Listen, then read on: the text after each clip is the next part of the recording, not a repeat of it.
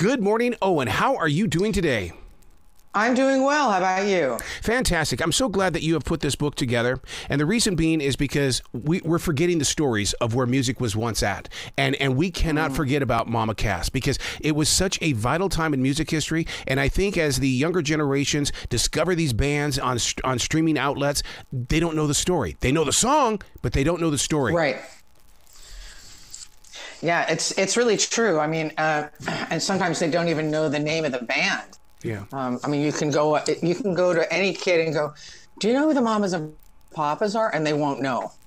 But what they will know is California Dreamin'. They know the song. Yes. But they don't know anything about it, as you so righteously just pointed out. They don't know the story.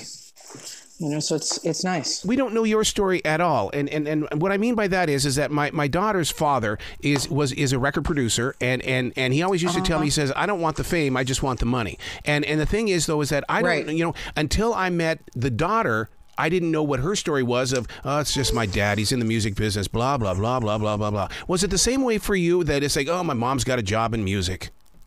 Yeah, it's your normal. You know what I mean? People would, you know, the inevitable question that people would ask is, wow, what's it like to have Mama Cass be your mom? And I would be like, what does your mom do for a living? Because it's the same. You know, I mean, it's your frame of reference. It's your normal, you know? When she was writing music, because I still believe that she's still one of the most undiscovered artists of all time. Yes, she was with the Mamas and Papas, but we didn't get to really see her. Right. Well, until she went solo. Right. And even more so until she was not on the record label that she had been on with the Mamas and Papas. When she made a change and she went to RCA, she kind of got to write a little bit more of her own ticket. Do you believe that she helped shape music? I believe that she helped pave the way for other women and people of size to, you know, be in an industry that, you know, they hadn't previously been able to be in. Is it wrong for me to say that I did not ever see that? That I didn't see the size. What I always was so interested in were her facial expressions when she sang, because she believed it. She was just so into it, what she was putting out there with lyrics. Well, and especially in her solo, with her solo stuff, with It's Getting Better, with Make Your Own Kind of Music, with New World Coming, all of those songs have such a positive lyrical base. You know, and I think that because she felt passionately about what she was singing about, that comes through. Yeah. You know, one of the things that you've done in this story is that you openly admit that there were some walls that the two of you had to face. I mean, to break through those walls in this stage of the game, what was that like, that personal experience? Well, I think it was really hard. You know, I think it was very difficult, but I'm sure it was very gratifying as well. Yeah. Yeah. You know, she just wanted to be a singer, and she was going to do whatever she had to do to do it. I can't imagine being part of this in the way that, because I know what that's like when you want something so bad and it's not happening. And especially for a creative person, we tend to go inward. And when we do that, then things don't iron out the way we want them to. We start taking chances on things that don't work out. Yeah, that can definitely be the case. But I think with her, she knew what she wanted. She knew what she wanted from the time that she was, you know, able to identify what it was. You know, she always wanted to be in entertainment. She always wanted to be a singer. Yeah. You know, and she knew that from the time that she was really young.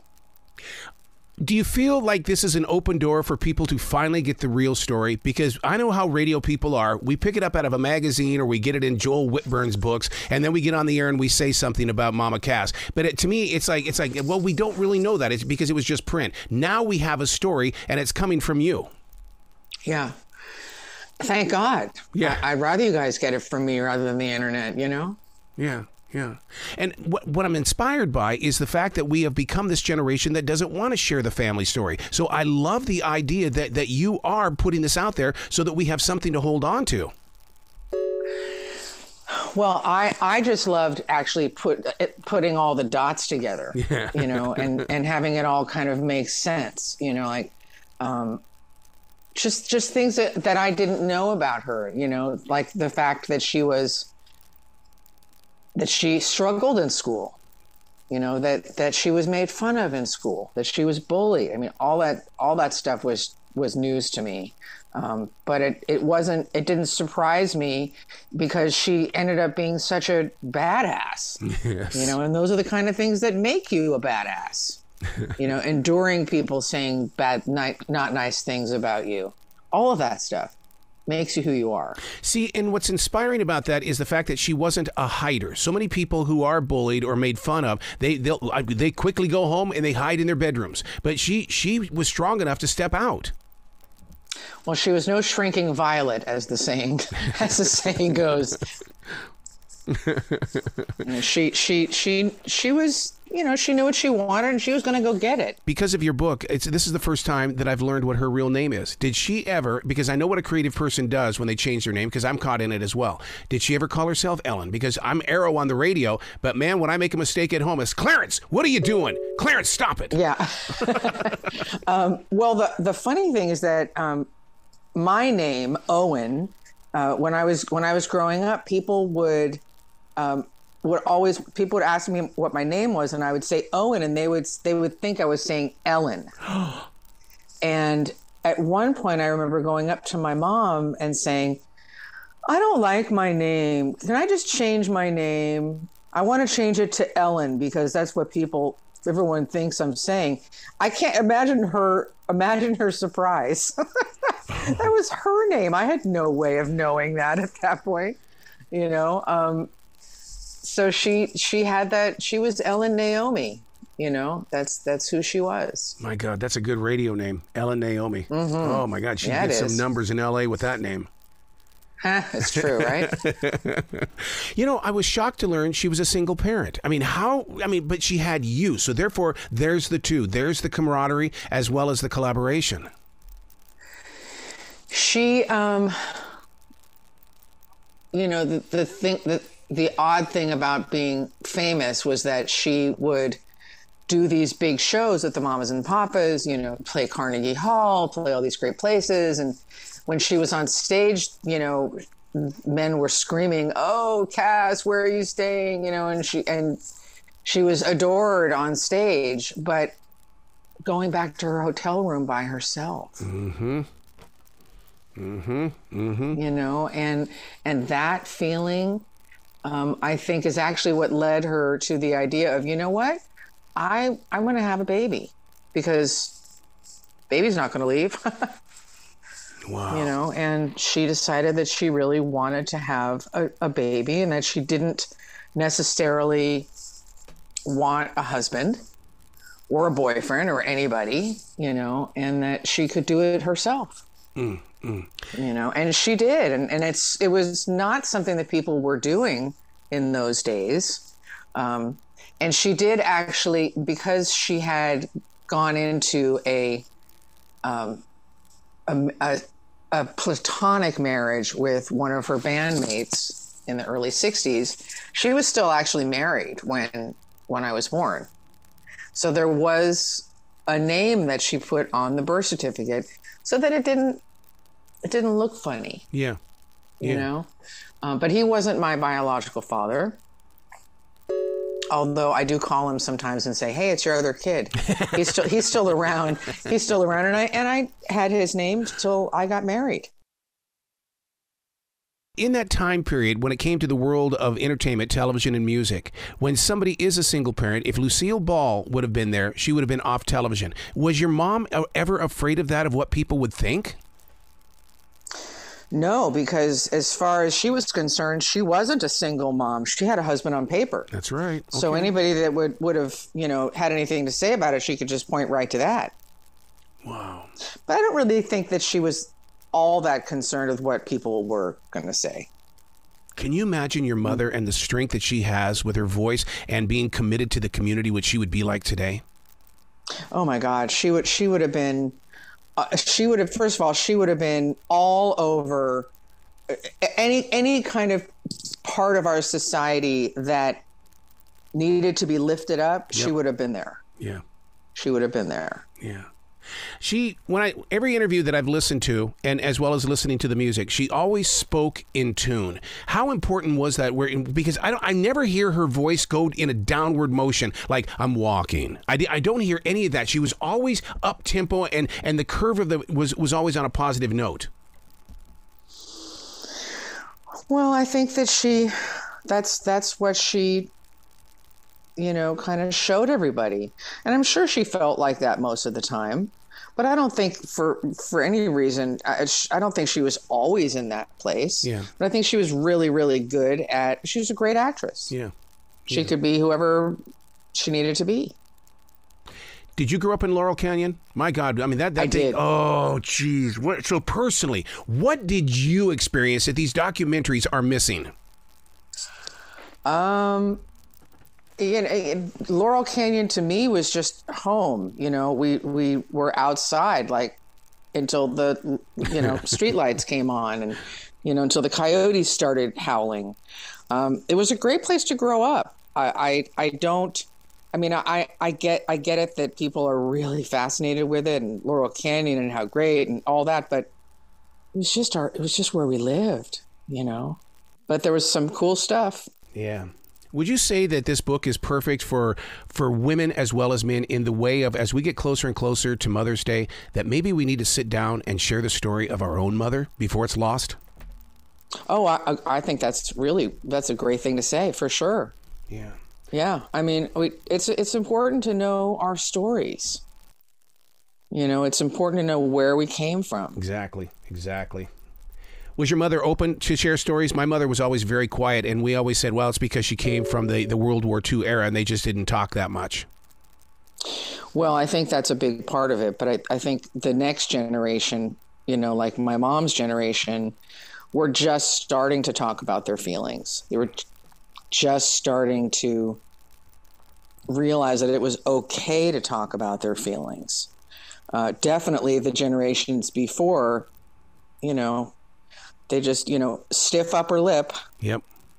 That was the way it was. But definitely as time went on, like I said, with my mom's generation, they were learning that they could talk about things. And then my generation just talks about it way too much. Yeah. Like, not sure where the caveat is, but it's right there. Oh, let's invent the internet so people can just let it all out, and then there's no more mystery about anybody.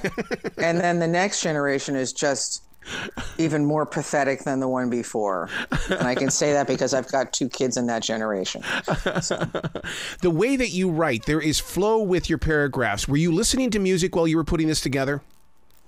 No. Whoa. You've got the music inside of you then.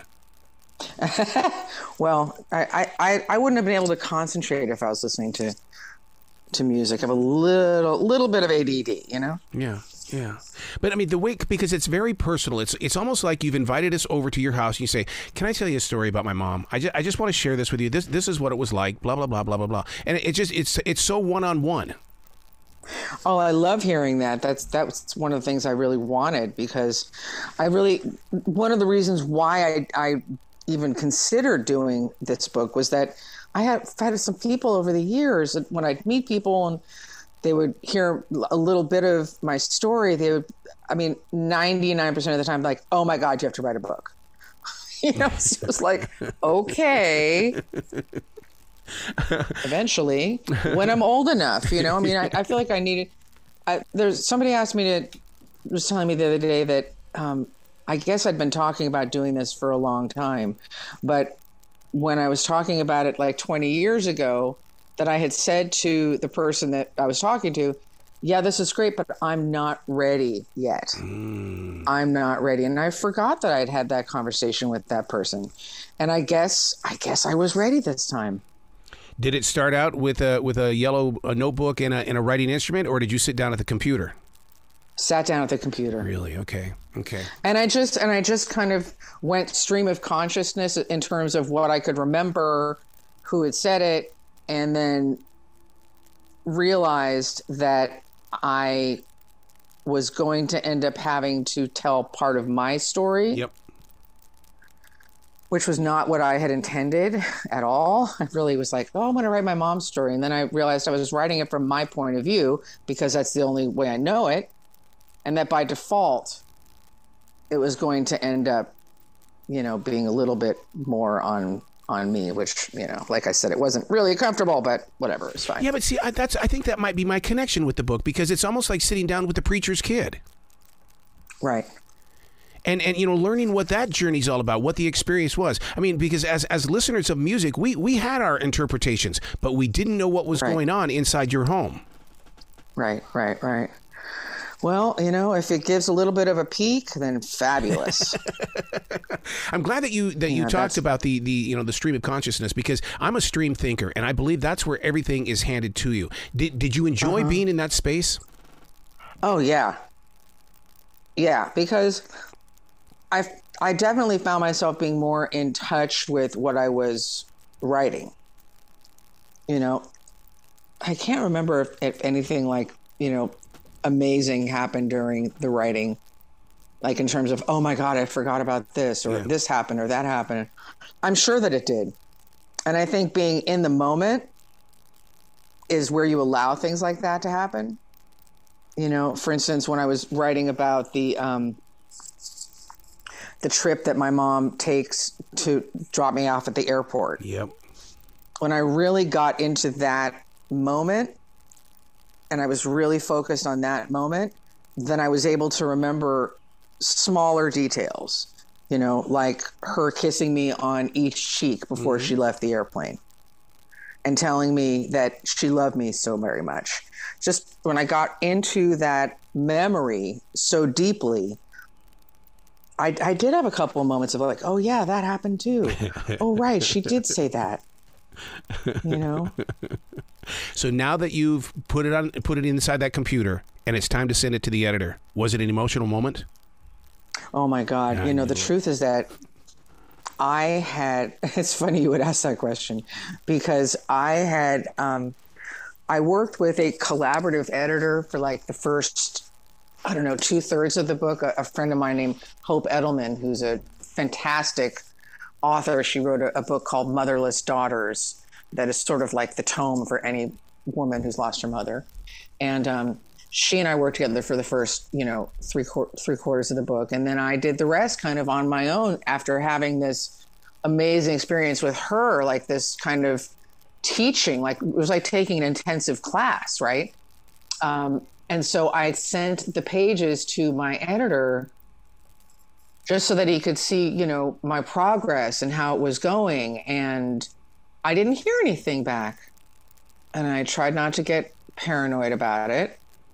And then when I spoke with him a couple of weeks later, he let me know that it was in copy editing.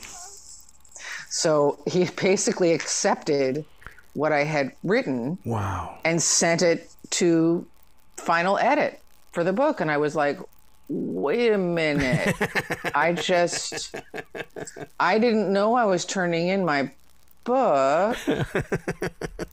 So it was definitely, it was not how I had imagined, but I had to really kind of go, okay, well, this is good news. This is good news. It means that they liked what I did. Wow. So I kind of had to stay in that place. But yeah, so that's what was it like turning it in? I didn't know if I was turning it in. It was very, last minute. I'm like, oh God, I guess I turned the book in. Okay. Owen, you've got to come back to this show anytime in the future. I love your storytelling, and it needs to be put out there. Thank you so much. Well, please be brilliant today, okay? I'm doing my best. Thank you so much.